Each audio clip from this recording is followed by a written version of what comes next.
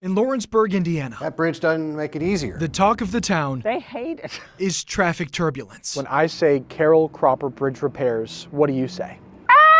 The near 50-year-old connector between Kentucky and Indiana has been under repair since January, after engineers found deterioration in some of the bridge's steel. I'm glad they're fixing the bridge. I think more thought could have been put into how to do it succinctly. The bridge has been lane restricted for over a year, with crews working on expansion joint and floor beam repairs. I'm sure it has really affected the businesses here. Kentucky has got kind of a stranglehold on this small town and other small towns around here. Dan McCabe's business opened shortly before the bridge partially closed. We're dependent on bringing people in from the outside, from Kentucky, from Cincinnati. He says business has borne the brunt of traffic impacts. It needs to come to a conclusion as soon as possible. You know, there are always going to be, when you have these projects, people who are frustrated. Me too. I'm frustrated too.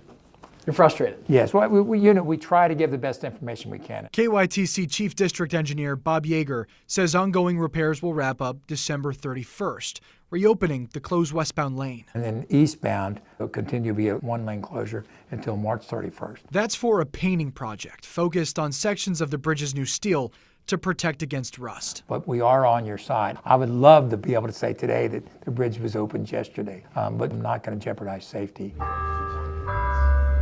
Back in downtown Lawrenceburg, It's time to let them know as loud as we can that we'll be back. McCabe hopes his message hits the right people and rallies support for small businesses. I'm excited about when it opens and the hoopla we can accompany that opening with The here in hoopla. Lawrenceburg. Oh yeah, In Lawrenceburg, Indiana, Connor Steffen, we're gonna throw a party. WCPO 9 News.